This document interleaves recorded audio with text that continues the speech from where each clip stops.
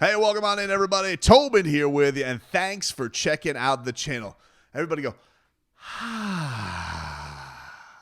Hey, man. Everybody feel a little bit better? No, you don't, do you? Because I told you if the Dolphins had a better joint practice, you weren't going to give a rat's ass. And so you're just building up angst and animosity for the craziest reasons.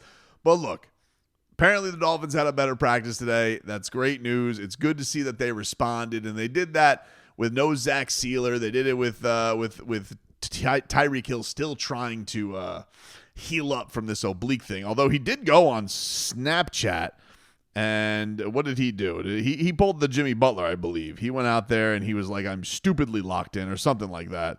I want to get the wording exactly correct here. He says, "I'm so locked in this year, I might go for 3,500," which cool. I'm glad that Tyreek Hill is locked in this year.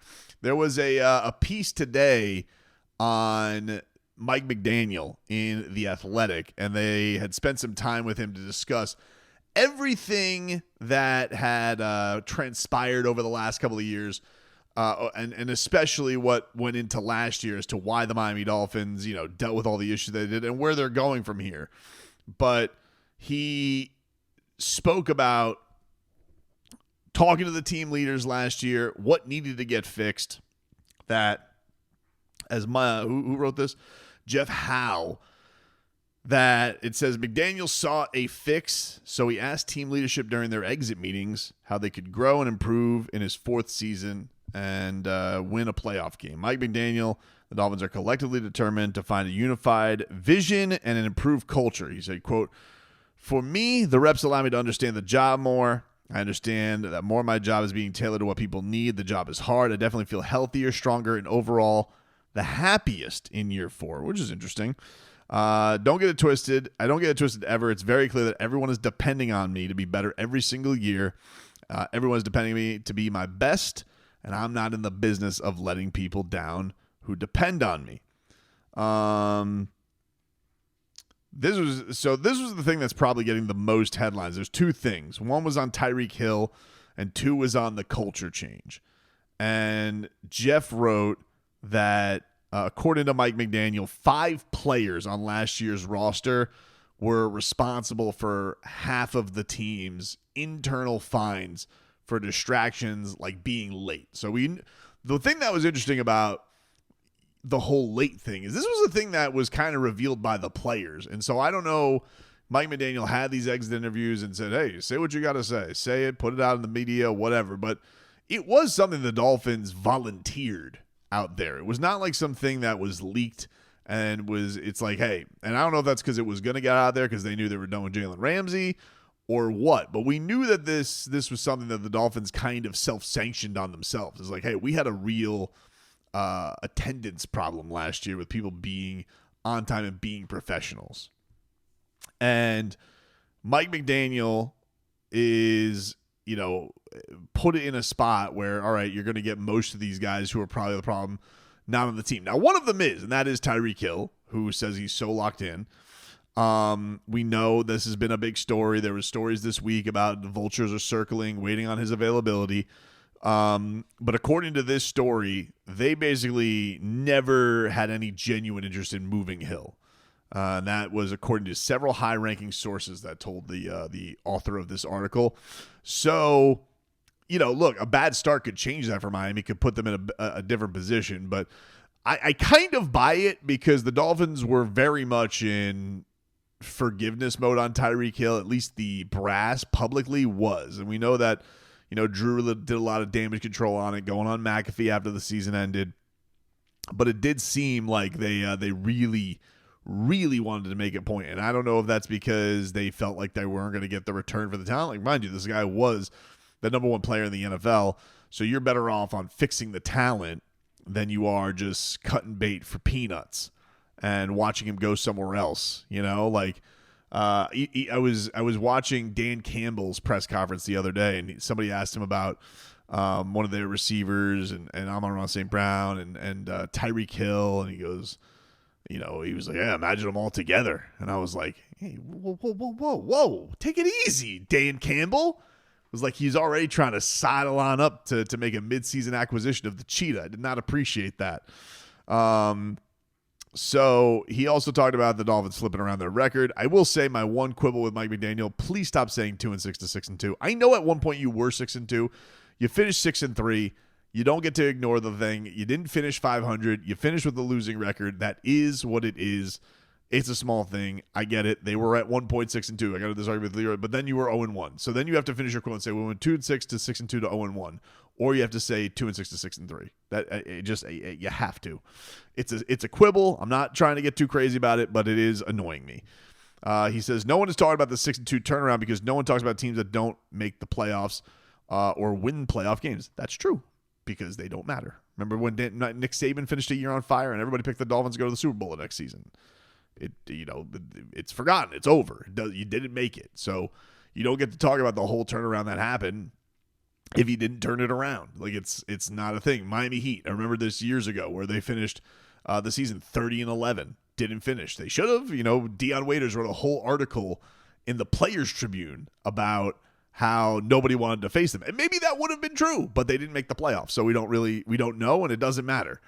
And then they all got fat cat contracts, and nobody was good after that. But he says, nobody's been turning around. That has been real for our team, and I think they manifest what they want to control. I've seen very diligent work from everybody. But it's more than that. You say over and over that teams are what matter, but teams are how you're successful in this league. Then talked about a lot of player policing, honestly, that Mike McDaniel is basically saying players aren't tolerating guys being late anymore, that at practice he's actually stopped the way that he used to punish penalties. He said he stopped forcing players to run during practice for pre-snap penalties. He says the purpose was twofold. He didn't want unnecessary soft tissue injuries, and second, he wants them to practice at full speed, which won't happen if they're always jumping into a play from a gasser. So players recognized the purpose, and they took ownership. So after practice, they have been doing sprints for any mental mistakes. So we've noticed that. I mean, that has been a thing. People have talked about the Dolphins and doing their sprints and their running, not doing it after in the midst of practice, but they're actually doing it after practice. So Mike McDaniel is putting more responsibility into the teams and maybe taking off the foot. And I think that's an interesting thing because I do think people think of Mike McDaniel. What do we hear? Soft, no respect. Nobody's not non-disciplinarian. Well, he's telling you, yeah, actually, I kind of went with the other thing. I'm letting the players discipline themselves. I'm doing less disciplining for practice mistakes. They're doing the disciplining because he just wants to get through the practices correctly instead of freaking out over pre-snap penalties, which, by the way, have been a bit of an issue for Mike McDaniel throughout his tenure. So, this is all. I think it was all really, really great to hear. I think it is. He says it's been very fluid. It's been a very fun time. I feel like the idea is to earn relationships with players that you can both completely keep it real with them and hold them accountable, but also inspire them and make sure they're inspired every day. The coach-player relationship is very healthy in that way. I don't know what I look like, but on the inside, I'm as healthy as I've ever been, which we do know. Like, man, the Jalen Ramsey thing I do think sent Mike for a loop a little bit because I do think Mike thought that he had a strong relationship with Jalen Ramsey. It felt on the outside looking in like that was one, and Mike has really tried to be the stars guy who embraces the stars, and I could speak to the stars, and the stars get me. And everybody's kind of bit him in the ass with that. Everybody is maybe except for Calais Campbell is really taking him for a ride with all of that stuff. And whether it be Jalen Ramsey or Odell Beckham or, man, you guys see this Jordan Poyer?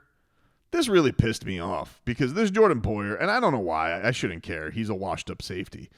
But he posted some photos of himself in the rainforest doing his Aaron Rodgers ayahuasca retreat again. And I don't care that he's getting high as a kite, Yogi. I really don't give a rat's ass. But he posted these pictures, and there's like one where he gives like a Bills jersey to somebody, I guess wherever the hell he's doing his spirit quest. And somebody said, guess they didn't want a Dolphins jersey, huh? And he goes, I don't even want that. Laughing emoji. And I got to tell you, dude, here's a couple of things. One, I understand the Dolphins have not been very good, and I understand that they probably had culture issues. This has all been very much on display. It does also not excuse that some guys are just washed and suck, and this guy was not good. And the only thing that he's remembered for in his Dolphins tenure is, one, getting his hand stuck in a helmet, and two, that he injured Jalen Phillips. He was not a good player when he was here. This was the least impactful safety group in all of the league, and all I've heard is cutesy little Instagram snips and tweets about it.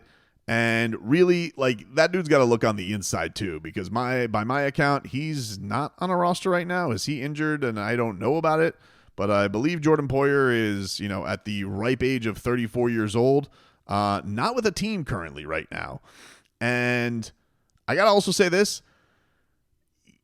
This would be cute if Jordan Poyer didn't, actively flirt to be on the Miami Dolphins for 3 straight years. It's not like this guy got traded to the Miami Dolphins and didn't want to be here. This guy was goo-goo eyes and flirting with Mike McDaniel and Tua. Tua's my guy. He's on Tua. He's golfing with Tua. He's doing podcasts about Tua and Mike McDaniel, and those are my guys.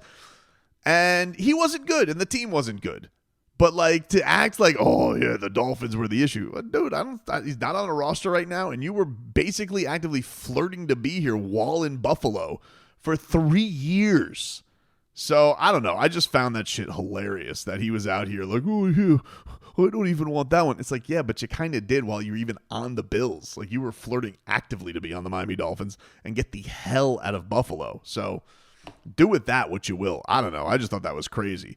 But it is good to see that Mike McDaniel, I think what it comes down to, what I hope Mike McDaniel is learning, is to believe in the guys who are doing the right things. Not the guys just because you have to manage the egos of the stars. Because, yeah, it can bite you in the ass if it doesn't work out. If a guy is just a name and he's washed.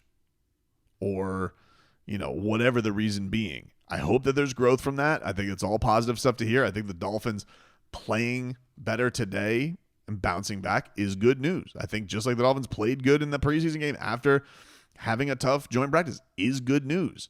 Ultimately, will they have enough talent to prevail? Man, that remains to be seen. A lot of it we know. We know what the ifs, ands, or buts are with the Dolphins' durability, and we know that where their big shortcomings are that they have to overcome probably a few things by surprise to make themselves a better team than they were last year.